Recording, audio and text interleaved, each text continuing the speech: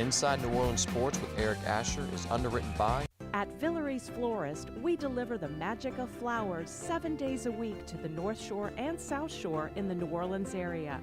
Whether it's for birthday parties, baby celebrations, Villeries provides colorful floral displays for all.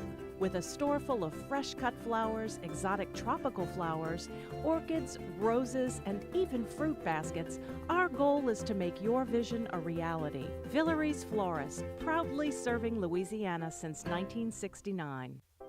Dave Miette Insurance Agency, 504-556-0809 or davemietteINSagency.com. For over 48 years, Southern Tires and Auto Repair has provided services across the New Orleans metro area. Southern Tires offers a range of tires for all vehicles and ATVs. We also have a full suite of auto repair options, including brake repair, rim repair, custom exhaust, steering and suspension, tire siping, and so much more. Southern Tires and Auto Repair, 2550 Hickory Avenue in Metairie. C&C Drugs is a family-owned pharmacy that's been serving Southeast Louisiana for over 50 years. Whether you need help taking care of an elderly family member, a growing child, or even a pet, C&C provides patient-centered care for your entire family. C&C Drugs, large enough to serve you, small enough to know you. Locations in Mandeville and Araby.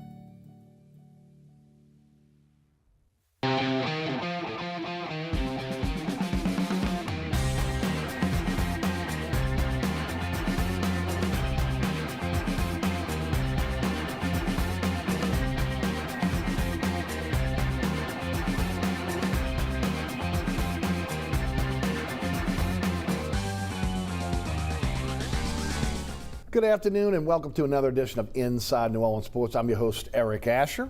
Over the next hour, we're going to cover all the home teams because we're live from our Pontchartrain Production Studios. Saints, LSU, Tulane, Pelicans, we'll cover them all today. And of course, to break it down for us is Juan Kincaid, Sports Director over at Fox 8 Sports. Wasn't too long ago, maybe about, 15 or so years ago, maybe. Juan Kincaid had me on 4th down on 4, and of course, I've never forgotten it. Juan, thanks for being with us, nice to be and appreciate you being with us as always. Before we get started, you guys are about to crank it up over Fox 8, huh, bud? It's training camp starting today. Things are starting to pick up a little bit. Grab your oxygen tank. It's going to get real. No doubt about it. Got all the shows back now, right? Coming up with the football season. Yep. Overtime. Yep. Tell us a little bit about all of them. Of course, Monday, Black and Gold Review. Deuce McAllister, he was with us. Going to be on tonight's show of Game Plan. That's on Monday, Black and Gold Review. On Tuesday, Fox at Overtime, when the entire sports department gets together and talks about Saints, LSU, Tulane, Nichols, Southeastern, Pelicans, whatever is going on locally.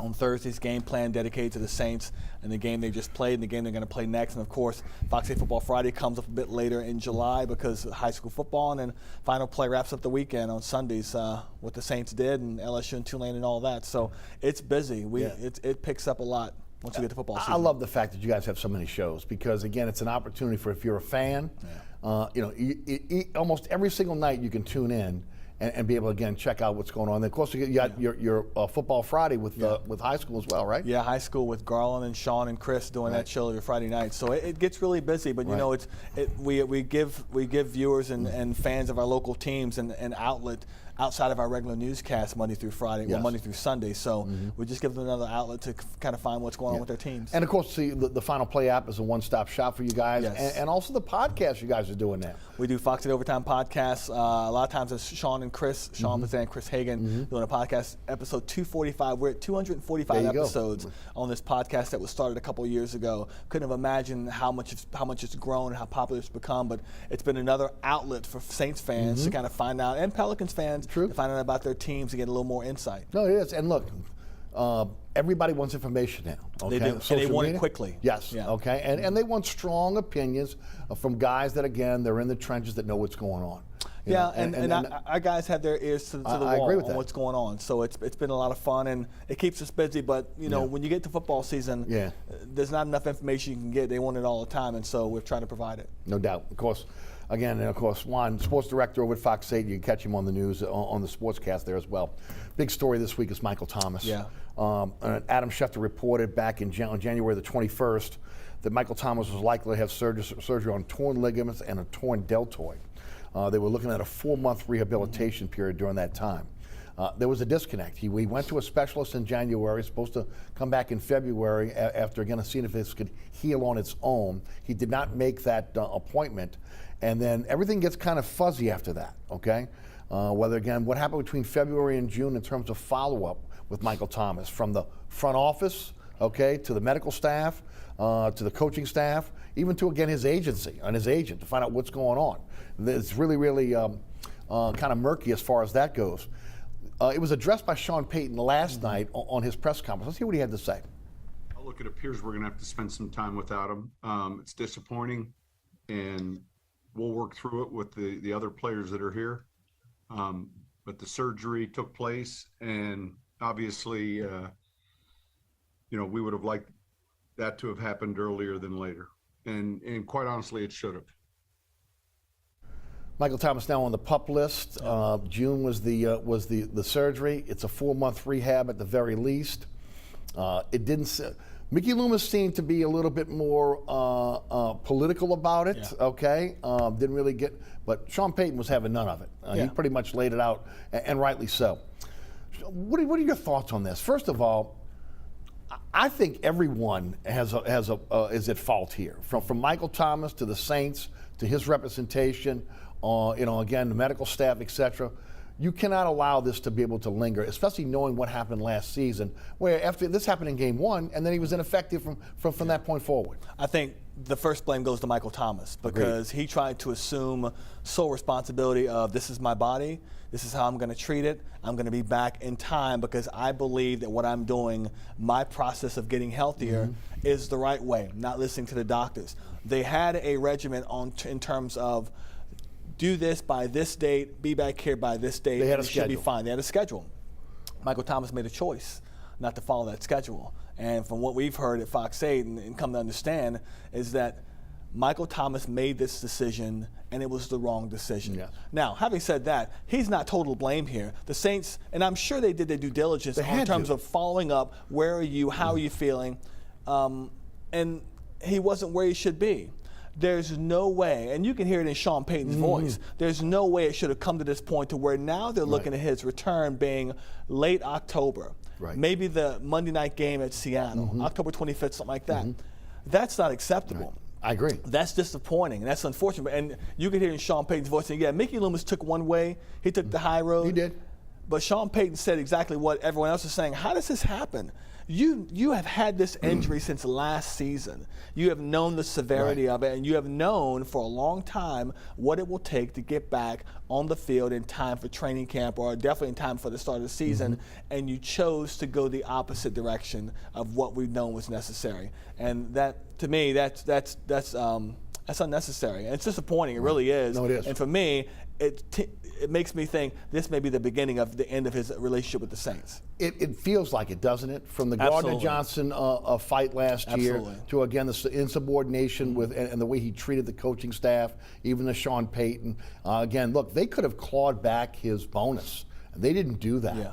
With, again, conduct detrimental to the team. Instead, again, they suspended him, one game check, that was it. They could have really went after him hard on that, and they didn't do it. It seems like he's become a malcontent. Again, whether that is true or not, what's going on in that locker room, again, we don't know. But I will say this, and this is something I talked about on the show yesterday, and I want to discuss with you today. They should have pivoted. When they realized in February he did not have the surgery, and if they were in constant contact trying to get him, or again, if he had pretty much tuned them out, they realized what they had at the wide receiver position. They could have pivoted and extended Sanders to a more cap-friendly contract, okay? They could have pivoted and selected a receiver very high in the draft in a very deep, very good wide receiver draft. They could have pivoted and gone into free agency and gotten a free agent and, again, do a cap-friendly deal with a free agent, backload that because they know they have the cap problems now. They did none of that, knowing that Traquan Smith and a bunch of undrafted free agents were all you had at the wide receiver position without Michael Thomas. Well, so I will counter that by saying going back to February, they didn't know what the cap number was going to be. True. You knew it was going to be low. Right. You know how low it was going to be. And you knew you were going into a situation in the offseason where you were going to be close to $100 million over the no cap. doubt. And so it's easy for us to sit here and say, hindsight, well, they should have done this, that, and the other. And I'm on the record as saying they should have gone with quarterback as their first pick in the draft, because you had two guys coming in this year after Drew Brees that are basically on one-year deals. Right. That new quarterback could have learned for a year and been stepping into that starter role next year. Well, a lot of people believe they wanted Mac Jones. Yeah, and my belief is that they could have done whatever it takes to get Mac Jones. If you see a player you want, you can do whatever it takes. But Right. this team in the past has done whatever it takes to get the player they want within reason. But going back to the Michael Thomas thing, yeah, they could have addressed the receiver position back then, but they also have a huge hole at cornerback. Yes. And some would say, and I'm the belief as well, that's a bigger need than wide receiver. Even with Michael Thomas not there, that is a bigger need than wide receiver. You can find guys that can do the job at wide receiver on the open market, free agent market. Even right now, there's guys out there that can help this football team, because you don't have a number two. You don't have a proven number two. You definitely don't have a number one with Thomas. You don't have a proven number two, but you can find that in free agency right now. What you have trouble finding is a starting level cornerback, because you don't know what's going to happen with Marshawn Lattimore and his situation in the offseason, during the offseason. So I understand what you're saying, that they could have addressed things differently, and maybe they probably could have, but there were so many other factors that go into it that it was hard to just say, well, let's go out and extend Emmanuel Sanders. Well, been great, but I don't know if you'd have had the money to do that, because you were looking at so many other factors money-wise with the cap.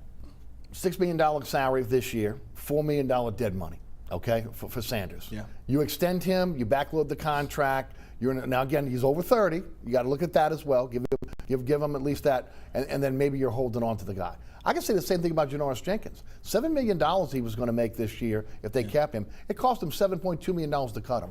Yeah. I mean, when you're in that type of situation, and look, I understand they were crushed by the COVID-19 losses because they had this thing planned out year in advance on, again, how they were going to deal with when Drew Brees walked into the sunset and how they were going to split up, again, his dead money going forward. They had pretty much tapped themselves out in a lot of cases on players they've asked to renegotiate so they could get under the cap. The thing they needed to do was to get Ramczyk, Lattimore under contract, or even a Marcus Williams under contract. That would have opened up the cap room, like we see now after Ramczyk's signing that extension. Well, I'll talk about that for a second, because I'm not quite sure if they were able to renegotiate Ramczyk's deal early on. And one scenario Sean Fazan and I threw out to each other, was Ramczyk renegotiating his deal as a right tackle? Well, that's a great or point. was he renegotiating as the possibility of being a left tackle? Now think about this. If I'm Ramczyk, I'm saying, you know what? I want to renegotiate as a left tackle. Of course you do. Because that guy who's playing left tackle right now, Terron Armstead, he's a couple years from being done. He's 30 years old this year. Exactly. He's on the back end of his career, still playing very well. Right. But, in 2 or 3 years, they got to find a replacement there. I could be that replacement there. And the money difference, I don't know exactly what it is, but I know it's a difference between being the left tackle no doubt. and being the right tackle. I'm surprised. I thought that, and I said this all along, that he was going to try to negotiate a deal to be, the number one paid overall tackle in football. Of course. Here at the end. Well, it didn't happen. He's the highest paid right tackle in football. And when you look at the situation with Armstead, which we've discussed on this program and the radio show, $13.5 million in dead money next year if they don't re-sign him. Again, he's basically on a one-year deal now. This could be as early as next year moving Ramczyk to the left tackle position. Depending on what's going to happen with that cap, if you can hold on to him. If he's not a guy that maybe can be dangled out there for a trade this year as well, when you start looking at the scope of this team and you look at how many players you could maybe afford to lose, offensive line is where you're your strongest. And maybe if you're looking for a Xavier Howard, that's the guy you're dangling out there because you have the ability to put Hurst at right tackle and Ramczyk at left tackle. Well, I will say this about Armstead. You look at his career, and what's never been in question is his ability to play the position. What's always been in question is his ability to stay healthy for the entire season. He had a good season last year, stayed healthy pretty much the entire year. And so if he can keep his health and his play doesn't drop that much, I don't see any reason why you would look to even move him. I agree. Because what you get in replace of him is going to cost you a lot more, and you have to commit more years to it. So I'm not so sure the Saints are ready to move on from Armstead because he is still a quality left tackle. I would take him over most left tackles in the league still because he's still playing at a high level. The question is, he's a year older. Can he remain healthy for the entire 17-week season? And that's the key. Most tackles in football, offensive linemen, you get into your 30s, early 30s. That's really your prime, Yeah, okay? exactly. 30, 34, right up in there. So about 4 more years, you'd say he's in his prime if he can stay healthy. The problem is he hasn't been. That's been the biggest knock against him. Look, captain, leader, has come back to renegotiate. He's exactly every what you time. want in the locker room, Everything too. you want. Everything. And especially now, with the vacuum of not having a Drew Brees in that locker room, you need to hold on to as many of those Peyton leaders that have been cultivated in that locker room for as long as you can. Well, you think about the players that they've lost, and there's a lot of leadership, and obviously Drew Brees comes to mind first, Yes. but what's left there, Teron Armstead, Demario Davis, even Marshawn Lattimore has to be looked at as a leader of the locker room, although he didn't show leadership during the offseason by having the mistake with the police. But there's still some guys in that locker room that won't be looked upon to lead, and Armstead is at the top of the list. You know, he's going to be a guy that's going to be leaned on, especially now that you have so many new faces coming into this football team. That's true. Again, you have a situation at quarterback now where you had a quarterback previously who were making all the line calls. Yeah. Now you're going to be in a situation where your center's going to be making those line calls, and of course you got some veterans there as well. We'll see how that plays out. You mentioned the police blotter. Let's get into it for a moment. The situation with Lattimore, with a gun charge, we still don't know if that's going to be reduced to a misdemeanor. We anticipate that because he's never had an issue with the law before. He's never been in trouble before. But again, how will the NFL look at this as well? 1 game, 2 game, what's that suspension? We find out today Deontay Harris in Baltimore has been arrested on suspicion of DUI in June. Again, we saw this with P.J. Williams a while back. That more than likely that's a suspendable offense. And then, of course, the situation with David Onyemata using PEDs, missing 6 games this season. Between those 3 now and the situation with Michael Thomas, off season for a team that Peyton said, you don't have to come to camp. I trust you. Get yourself in shape. And when you get here, we're going to get ready to get started. A lot of guys let down their teammates with some of the stuff they did off the field. I think one thing we have to remember here is that at the end of the day, NFL players, professional athletes are human. Yes. And they're going to make good decisions and bad decisions. And this is an example of how anybody, including professional athletes, and we hold them to such high standards. But we always forget that at the end of the day, you pull the layers off, they're still just a human. They're going to make a decision. It's going to be the wrong decision. And young men and they're as well. young men that have a lot of money in their pockets, Right. and some of them have never had this money before in their lives. True. Most of them have never had this kind of money. It's generational money. Absolutely. So it's disappointing, though, because you would expect a person like Deontay Harris, like Marshawn Lattimore, like David Onyemata to make good decisions because they're not rookie players. No. They've been in the league for a while now. They know that the eyes are on them when they walk off that field, everything they do to make good decisions, and this is just... And some of those guys in their particular rooms, they are the leaders. They are the leaders, yeah. Okay, and then all of a sudden they're not there. Yeah. You're looking at a defensive tackle position now where for the most part undrafted free agents. Wide open. Okay, that are maybe 1-2 years in the league. He was supposed to lead. I mean, when they let Malcolm Brown go, when they let Rankins go, that fell on his shoulders. Yep. Same thing can be said with Lattimore. Now look, you got a guy that, again, if you really want to look at it, with at the safety position in Malcolm Jacobs, who's a true leader back there. But again, you expect more from Marshawn Lattimore. And the same can be said for Michael Thomas. Well, you know, the NFL has, the commissioner's office, Goodell, they've made it a point, and made it a habit to wait and see how everything plays out with investigations in the police department and how that all comes forward before they make a decision on what kind of discipline is going to be applied. I would be surprised if the guys that are Lattimore, Deontay Harris, if they aren't given at least 1 game suspensions, because it's about conduct and how you hold yourself outside of playing football in the community, in the public, and these are all negative marks. Hopefully that is staggered, where you're not losing those guys on I'd game be shocked if it is. Okay. I'd be shocked if it is. I mean, the NFL doesn't care about that. No, they don't. They're not trying to help, especially the Saints. New Orleans, come on. They're not trying to help the Saints out by saying, let's let Marshawn miss the first week and let's let Deontay miss the second. No, I would agree. All right, let's talk a little bit about the cornerback position. It was mentioned yesterday by Sean Payton. By the way, he didn't look like the happy Sean Payton walking into that press conference yesterday. Again, you can see he's all business. Makes me wonder if he knew about Harris's situation beforehand. Probably so. Yeah. You know, probably so. And like what else can happen? Well, and also he doesn't want to have to. He wants to get in and coach football. He's a teacher.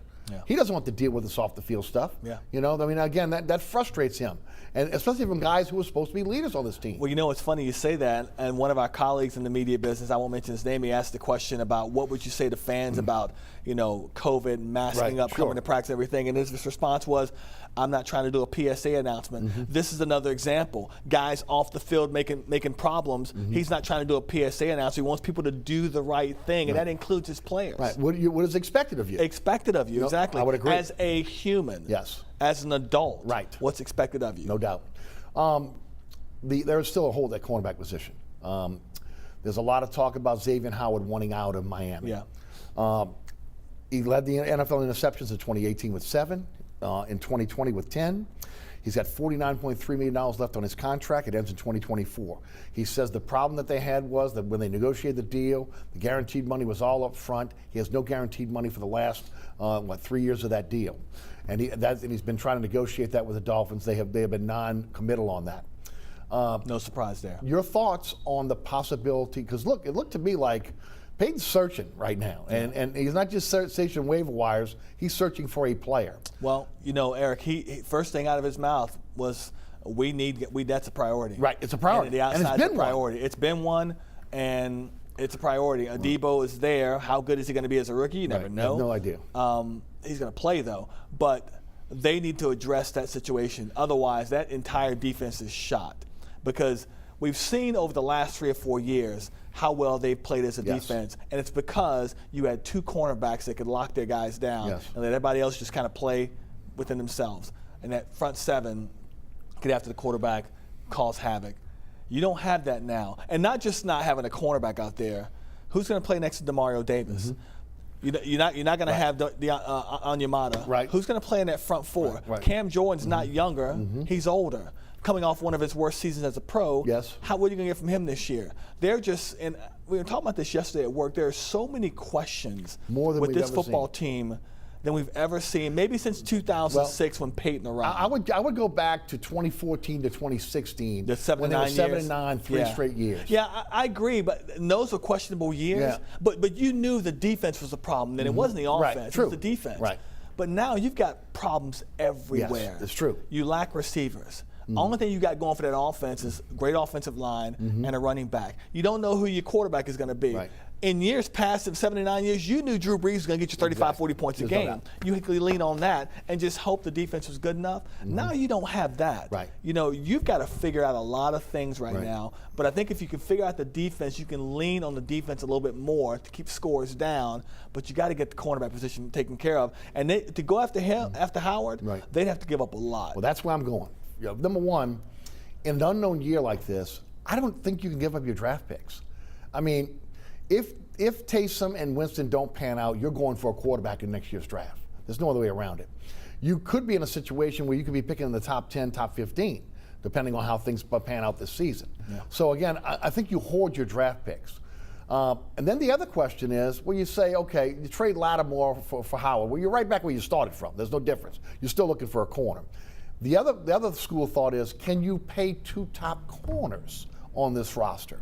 And again, when you're talking about 2 guys that are top 10 at their position, at the same position, where Howard's considered a top 5 corner, Lattimore's considered a top 10 corner. Can you have both? Can they coexist with the salary cap on this team? Well, the Dolphins did it.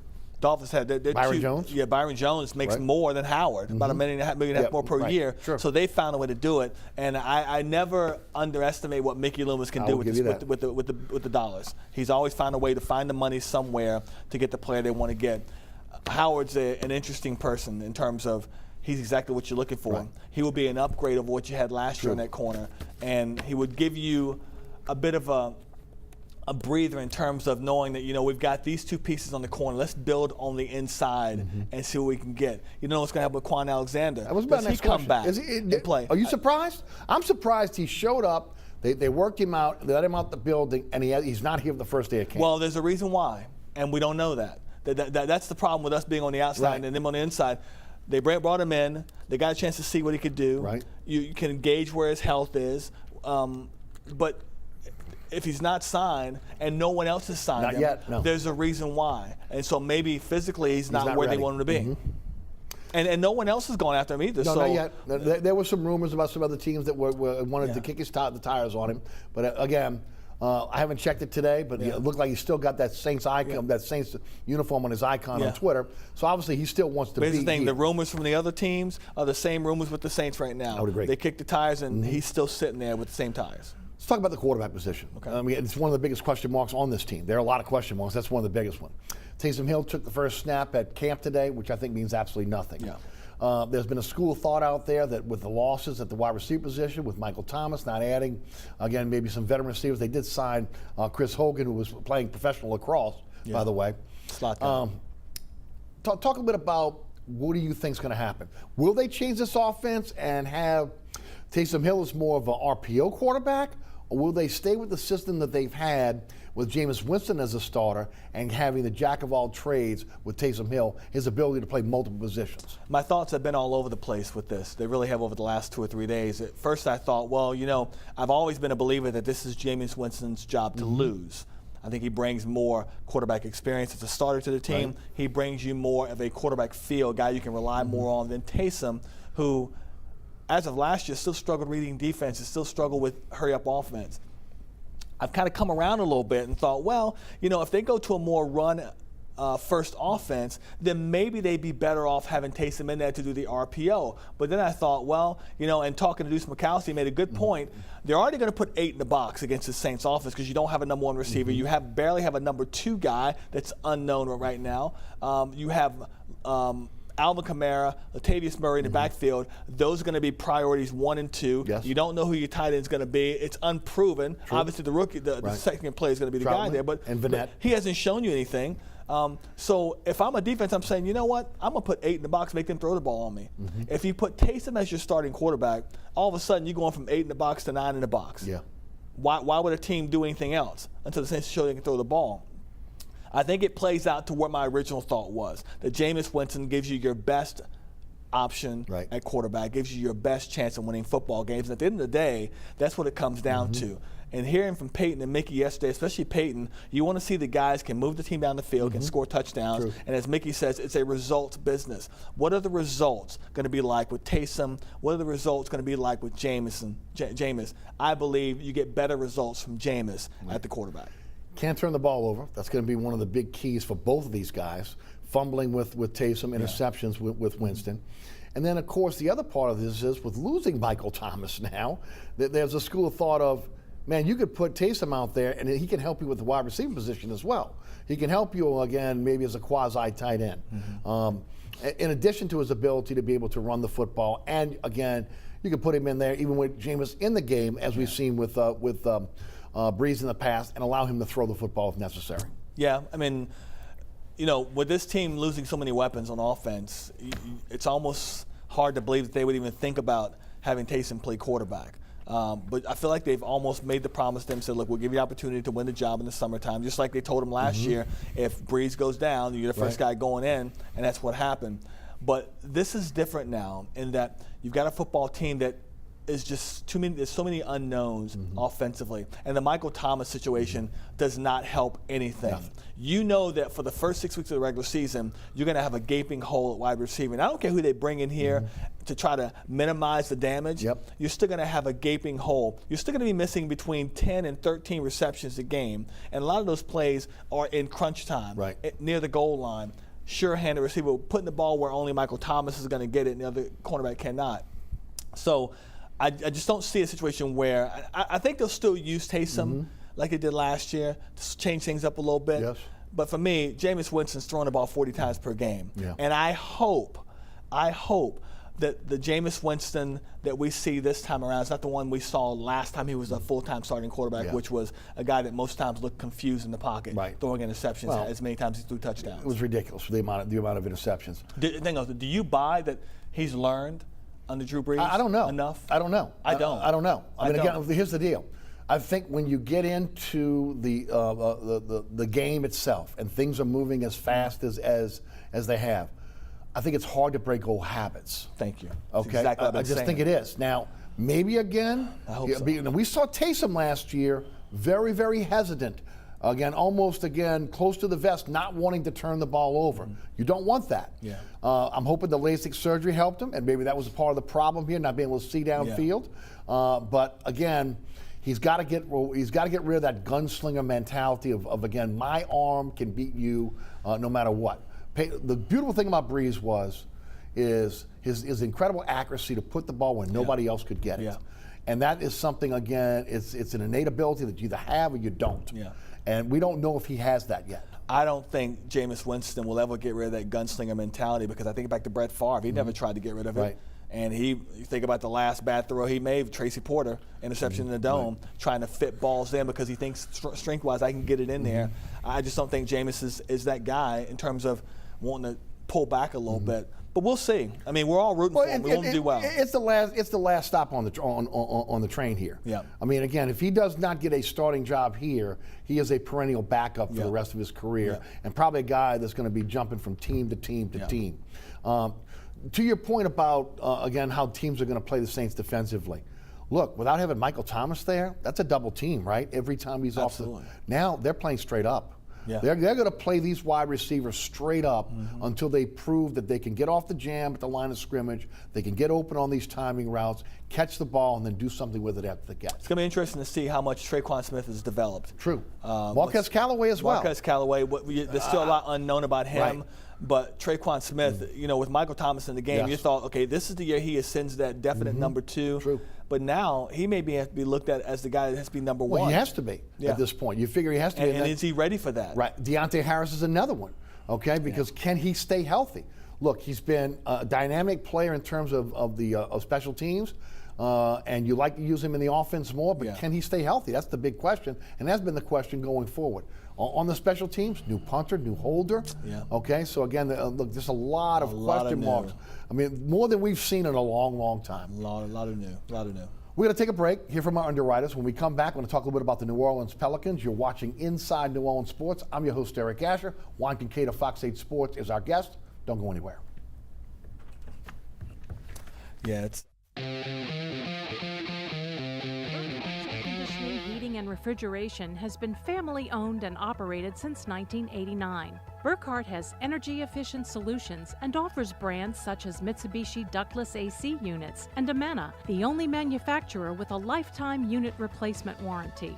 Burkhardt's offers maintenance bundle packages that include servicing your AC, generator, and tankless water heater. For more information on the services Burkhardt's provides, visit acpromise.com. Burkhardt's Air Conditioning, Heating, and Refrigeration, providing comfort for life.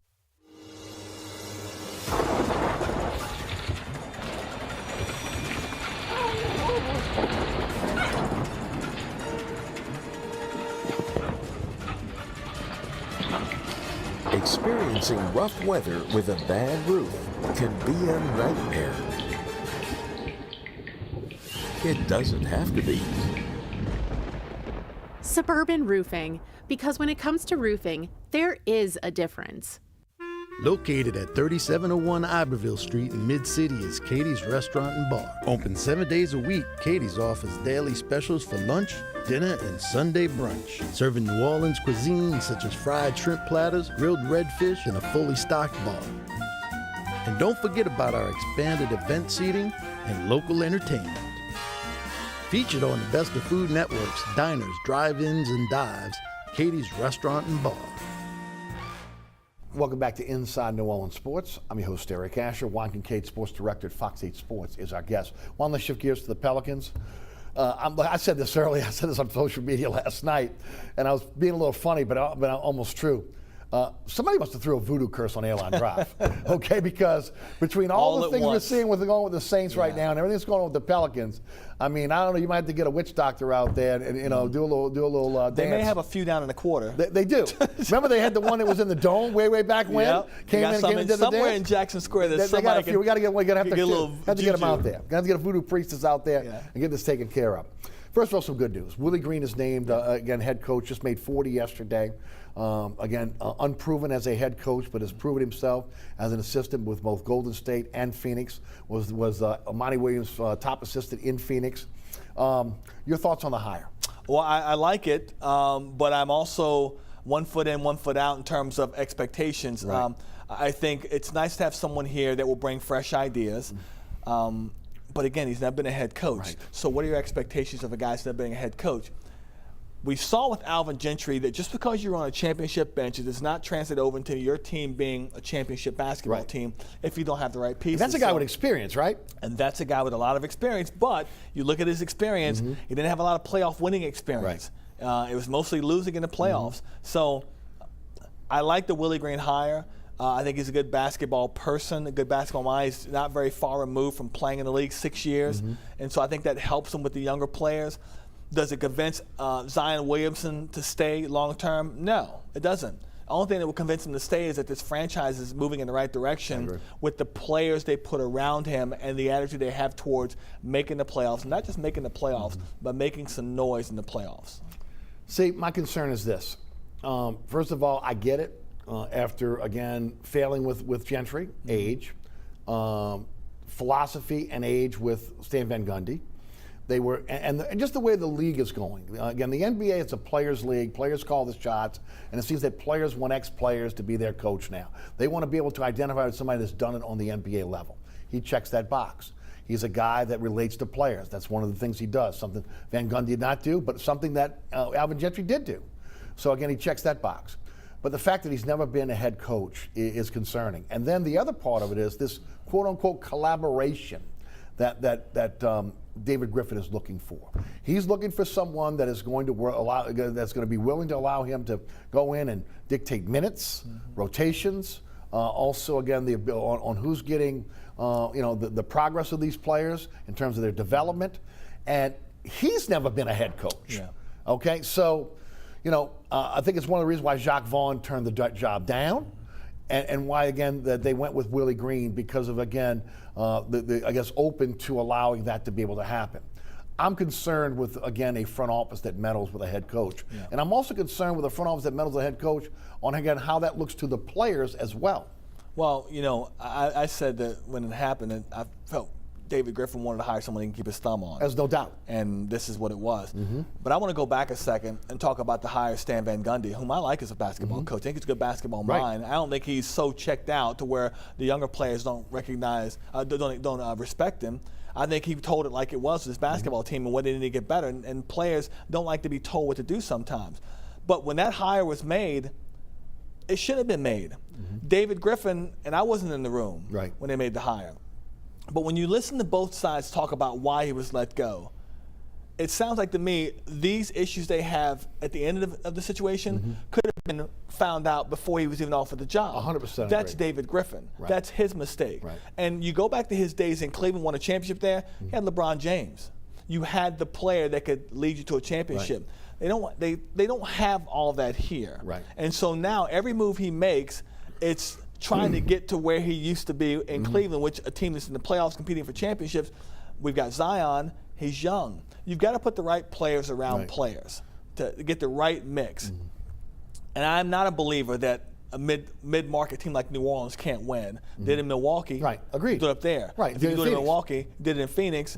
They win there. They got the right pieces and the right coach. So it'll be interesting to see with Willie Green. Miss Benson said, we want to win a championship here. And I believe that's what she wants to do. I agree with that too. And I remember a long time ago, somebody told me you have two types of owners. You have one owner that wants to win and an owner that wants to win championships. And I believe Miss Benson wants to win a championship. And I think she'll put the money up to do it. I agree. I think she will go into is it going to be spent correctly by David Griffin? That's the biggest question. Look, it's strike three right now. Let's face it. He's got two. I agree. He's in the batter's box. He's in the batter's box. And again, he's about to strike out. Which is why he got him a head coach he can put his thumb on. Because it's like, if it doesn't work this time, he has no one to blame but himself. So he can kind of control the narrative, control how things will work on the inside, and say, you know what, I've done everything I can in my powers to get this team to be a winning basketball franchise. It seems, again, none of this has been brought out publicly yet, that Fred Vincent and Teresa Witherspoon will move up on the bench. The rumor has been since Willie Green was going to be named is that Sam Mitchell, former NBA TV colleague of David Griffin, guy that coached in Toronto and also in Minnesota, is going to be the first assistant. Coached Zion in his AAU days, very good friends with the Williamson family. and maybe he's the bridge, maybe he's the guy with the experience next to Willie Green, because they need one. You cannot go into this season with Fred Vincent and Teresa Witherspoon as the two top assistants, with a Willie Green who's never done it on the NBA level as a head coach. So I'm interested to see again how that fills out there.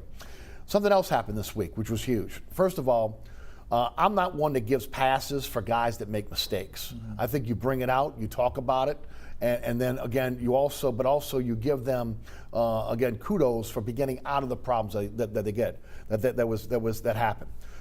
He quickly got rid of Stan Van Gundy. He said it was a mistake. Again, he lives with that. The situation last year in bringing in Adams and Bledsoe did not work. I give him credit for again doing an about face here and moving on, but it cost this team. Again, everybody wants to say, well, but no. You moved from the 10th pick in the draft to the 17th pick in the draft. You moved again to you had the 43rd pick. You moved back. You had the 40th pick. You had the 40th pick, right? And then you moved back to the 43rd pick. You gave up the 2022 Lakers top 10 protected pick, which again on the surface you say is not a big deal, but those picks were supposed to be utilized to get better, right? To not to again erase mistakes of the past. One thing that happened, you got Valanciunas, who looks like he might be a better fit with Zion. Looks like he's a better player than maybe Adams is. And of course, you opened up $36 to $39 million in cap space, which again, it checks all the boxes. I give Griff a lot of credit for the save here, but again, I don't just glaze over the fact that you put this team in the position you put them in by making this bad deal to begin with. Well, I agree with a lot that you said. I would say I had no problem with Steven Adams. I like him. I liked him when they brought him here. Right. I like the way he plays. Right. He plays with everything he has. He gives you a presence down in the middle that they did not have. But the problem was he doesn't work well with Zion. They both spacing. There's no spacing. They both like the same area. Right. So that's the only reason why that didn't work.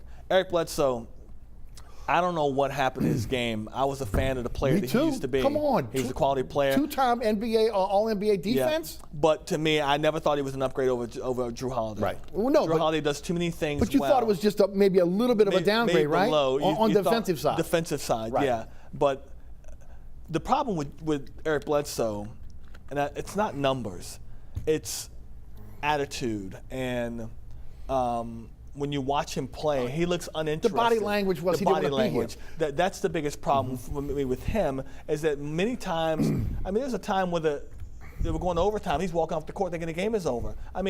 Checked out. Right. You don't need that kind of player Almost here. like he pouted because Milwaukee was going to be a finals team. And he wasn't a part of that. He wasn't a part of it now. But he was brought here to help the Pelicans become what Milwaukee has become. And so I will give David Griffin kudos for recognizing the problem and correcting the problem, I agree. Getting him out. I agree. And then I don't have a problem like you. I don't have a problem with them losing the draft picks. This is not a basketball team right now that needs to build with draft picks. They've got to build with veteran players that are proven they can get you to the playoffs and a little further in, because this is about making Zion happy. If you don't get to the playoffs next year and make some move in the playoffs, get some traction, then Zion's gone in 2 years. No, he's gone, and this will have been the third franchise generational player that you have lost. And for the same reason, because you're not building the kind of winner this franchise deserves to have and the fans deserve.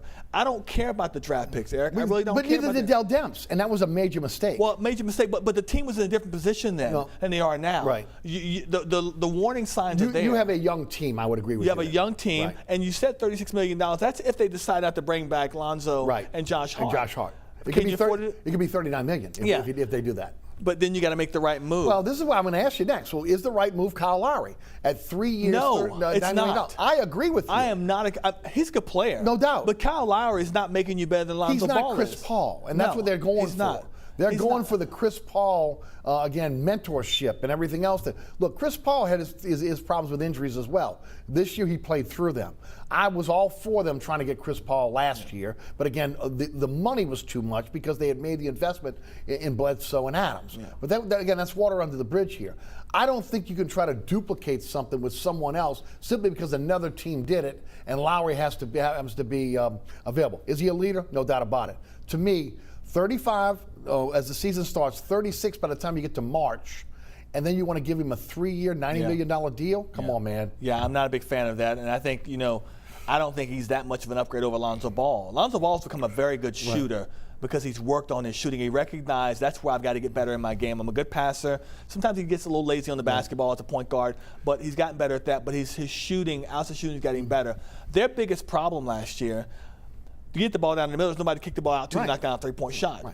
Brandon Ingram can knock down threes, but that's not his specialty. He's a mid-range jump shot guy who can get to the basket. They need 3 and D players. They need 3 and D players. You thought you had that in J.J. Redick. His game went sour last year. No one saw that coming. He didn't want to be with Van Gundy. Again, no one saw that coming. But they need guys that can knock down threes consistently. And I've been a firm believer that in the NBA draft, past the top 5, you're going to get a guy that can help you a little bit. Maybe in year 2 you start to see him flourish a little bit, but he's not a difference maker. That's the difference between the NBA draft and the NFL draft. You say that, Ron, but I went back and looked at the 2015 draft. And the 2015 draft is when Dell Demps traded out, and ultimately they had Omer Asik and Caspi. Well, that mistake of Omer Asik would go down in history as one of the worst. That 2015 draft, if the Pelicans would have stayed in it, you had so many players that are now, again, either all-stars or, again, major contributors to teams that went even into the second round. They say this is a very deep draft as well. And that's the reason why, again, I will give David Griffin some grief. You moved out of the 10th pick, you dropped to 17. Maybe you got your eyes on guys at 17. You think that, again, that would have been too high to pick them at 10. If that's the case, fine. But I'm telling you what, if that 10th pick turns out to be an all-star, again, people in this town are going to be looking at that saying, wait a minute, you traded out the 10th pick. Yeah, but it's not very often in an NBA draft where a 10th pick is going to end up being an all-star. I mean, it'll end up being a good player that you can use, but all-stars don't usually come in 10 to 20, 10 to 30, I guess you could say. You just don't find the NBA draft is not usually that deep. So if it is a deep draft this year, then what you wanted at 10, maybe you'll get something similar, maybe just a tiny notch below at 17. I'd like to see them have a first-round pick, but we saw with the first-round picks they've had, they haven't turned into all-stars or game busters. But I will give Griffin credit. His drafts have been very good. He's done a pretty good job. It is free agency. I like Lewis. I mean, and trades where he has had busts. Yeah. His drafts have been very good. Now the players are young, and we still have to look and see if these guys are going to take the next step, which takes us to, again, the next subject, which is Jackson Hayes and the arrest in California. Look, he was supposed to be on the Summer League team, which, again, you wanted to see him continue to progress as a player. It'll be interesting to see, again, if he's still on the Summer League team, and then, what is the NBA going to do in terms of suspension down the line for what happened? Hopefully, again, he's okay. Supposedly he was hospitalized and then brought to jail, charged, and then released on bond. But, I mean, again, a bonehead move, another one for a player that on airline drive off the field that, again, puts the club in a bad position. And, there's still so much we don't know about what happened. True. And there's a lot more that's going to come out on this. And I feel like the more that comes out, the less favorable it's going to be for Jackson Hayes. And I believe that NBA is going to step in eventually once all the facts are on the table and they know more about it. And Jackson's representatives speak up and say what happened as well. From what I read this morning, his girlfriend is not being cooperative with the police. Not only do I hope Jackson's feeling okay and fine, I hope the police officer that he allegedly got into an argument and to a fight with is okay as well, because they both were taken to the hospital and treated for injuries. So this is not a good look for Jackson. But I still think that he's still going to be in the Summer League program. I'm not going to get rid of him, and he needs to be in it. He needs to continue developing. We saw some nice things from him last year, but he's still not the guy that you would go to as a starter. Quick turnaround, man, with the NBA. You're looking at the draft tonight. Pelicans have the 17th, 34th, 43rd, 51st pick. They traded the 53rd pick to Philadelphia for $2 million in cash. That happened this morning. I'd be surprised they don't take a lot of those picks and try to move back up again. Either move up or again, I love what San Antonio has done. Okay, get a European guy and stash him. Stash him for a couple years. You got a lot of young players on this roster already. If you got somebody that's playing in Europe that you really like, stash a guy with those second-round picks if you can. Quick turnaround. On Monday, the NBA free agency starts. So again, quick turn, and then on the 6th is when you can sign the free agents. So quick turnaround for the Pelicans, and that also means that The question is, how much input does Willie Green have into what's going on? Because he just got here. How much input could he have in the draft tonight? How much input will he have in free agency that starts next week? It's going to be interesting to see. I would say probably a tiny bit. Willie, which player do you like? Because I'm sure he's done his homework. Sure. He was just an assistant in Phoenix. They had to go through the draft as well, so he's probably done his homework on the players that are available. But his focus has had to shift to not just players that are available, what's the need here? And learn his own team, right? And learn his own team. I think you're learning your own team a little bit less than trying to figure out what the need is, and you're basically relying on people that are already in the building, Trajan Langdon, David Griffin, Teresa Witherspoon. You're relying on the people that are already here that have had eyes on this basketball team for the entire year, and they know where the holes are. But I would also say, he's not coming here if he doesn't have an understanding of what the holes are with this basketball team already. Yeah, look, as a coach, he probably already knows what the holes are. We know what the holes are on this team. Yeah. What I do like is Fred Vincent is coaching the Summer League team, but Willie Green is going to coach a few games. Yeah. So he'll be there, and he wants to coach a few games. Let's shift gears to the LSU Tigers and talk some football. I think O's on the hot seat. I think, again, that based on the 5-5 season last year, if they don't have an LSU-type season, that, again, with the AD that did not hire him, we could very well see Ed Ogeron being replaced at the end of the season. With that said, he's got a pretty good team coming back. He's got a good team coming back, but like the Saints, he's got a quarterback situation, which I don't feel like he should have a quarterback situation. But yeah, I think he should be on the hot seat. You know, when you win a national championship, it doesn't buy you more time. It raises the expectation and probably takes away the time you have to get things turned around. 5-5 last year, unacceptable with that football team. You understood why it happened. The defense was horrible, and then you lose your quarterback, and you're piecemealing it together as you go along. It doesn't help when you admit that you did not, again, interview your coordinators, which is a mortal sin. Well, listen, when you're hiring at such an important position, it's okay to get the advice from people on certain individuals. Doubt. But at the end of the day, you need to make that decision yourself because they are a direct reflection of you. And you have to work with those coordinators. It's like any job you have. And trust them. They're making the calls. Yeah, they're making the calls. And you're putting your trust in that the calls they're making are the 100% correct. Right. One of the things that got Les Miles out of here is the fact that he wouldn't leave his coordinators alone. He didn't feel like he could trust what they were doing. So, and his conservative offense, which is, again, with the type of talent that you have in this state, putting that to the side for a second. Well, so what are your expectations? Is this a team that can go to the playoffs this year? Is this a team that is going to win 10 games, 11 games? Well, I think Bama's still the team to beat, although they're looking for a quarterback and figure out things there. I think LSU is talented on offense. The receiver position kind of concerns me a little bit. I can't remember the last time, and I've been here 20 years now. Remember the last time in 20 years LSU had uncertainty at the running back position. There's no alpha dog there. Yeah. I mean, you think Leonard Fournette, Darius Geis. I mean, the list goes far beyond that. You don't have that this year. You hope John Emery gets the opportunity really do to show what he can do. I agree. And Davis Price has shown to be a pretty good he's a good physical running back. Yeah, they're good running backs. And they got two freshmen that are coming in. It's supposed to be pretty darn good. Yeah, but here's the thing, Eric. They have good running backs there and good freshmen coming in. Elite. You don't have a dog there anymore. You've had that in years past. They didn't have it last year. True. You're still trying to figure out who's going to be the lead running back there, and everyone else follows in behind him. And because they didn't have it last year, Ed Ogeron didn't see it last year, and he kept plucking here, plucking there, filling here, filling there. So until they can establish what they're going to do in the run game, I'm going to say LSU wins 8 games. I don't know where those 4 losses come outside of Alabama. Right. I think the Auburn game is a toss-up. I think the Florida game is always a toss-up. Is 8 games enough to keep him off the hot seat? See, I'm thinking 9 and 10, man. You really got to be in a double digit. Well, with this new athletic director, who has already said, look, either we're winning championships or I'm looking for somebody else. They bring Kim Mulkey. She's now coaching that team because they didn't win enough under the previous basketball coach there.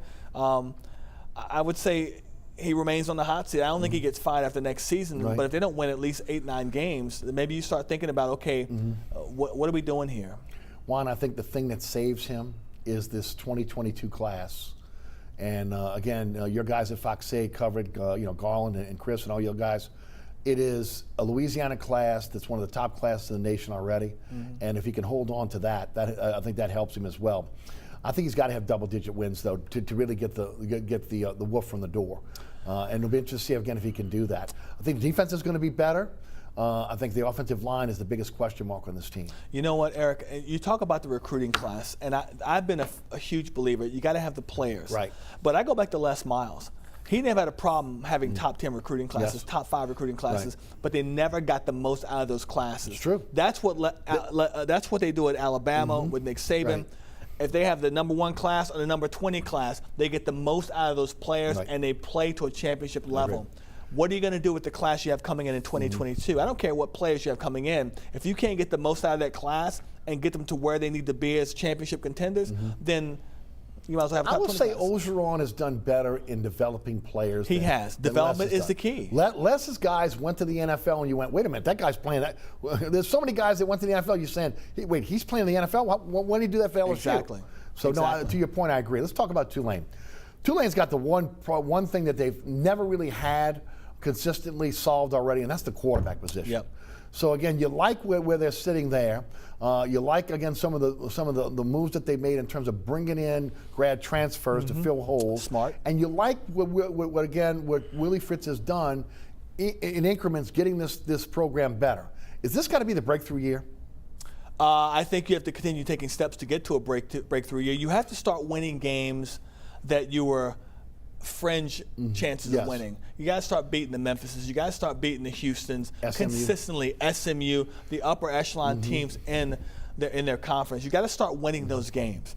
Otherwise, you're going to continue to be a 6-6, 7-5 team. Right. And to me, that would get Willie Green out of town faster than anything. Although I think he's locked in as a head football coach here. He has raised the expectation of this football program beyond what Curtis Johnson did. He's taken it to another level. Having a steady quarterback in there is fantastic. And I'll be honest with you, Eric, I don't think they'll win, but I'm really looking forward to them playing against Oklahoma to open the season. Yeah, me too. Oklahoma's probably going to be a 3-touchdown favorite, but I think Tulane will hold their own for a certain amount of time in that game and score some And points. you're bringing Oklahoma to Yeoman. Are you You're kidding me? bringing them here, Right. to Yeoman. Exactly. It'll be interesting to see what the COVID policies are in terms of fans in the Yes. stands, because that is a game that would sell out, I Right. believe. It needs to sell out. easily. It needs to sell First out. of all, Give Oklahoma's Tulane- coming here to New Orleans. coming to New Orleans. Yeah. I remember when I think it was Texas that came here and played the Superdome. It was, yeah. And there were maybe 15,000 fans, and 11,000 were Texas fans on the opposite end. Yeah. This time, you may have more Tulane fans coming for this game, although OU will travel, as Yeah. they always do. I used No to doubt. cover them many years ago.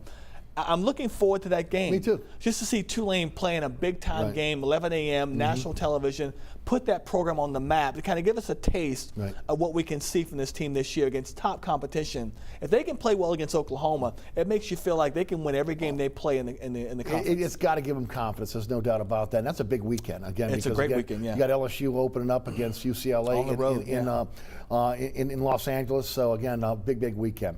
Juan, thanks as always. Always appreciate your time. Love having you on the program. Nice to be here again. Thanks. Juan Kincaid, sports director at Fox 8 Sports. Got to check out all the great shows. I mean, literally, I got the DVR set. Okay, so literally, again, if I can't make it because I'm studying, doing something else, I can pick it up at any time. I could again consider doing the same.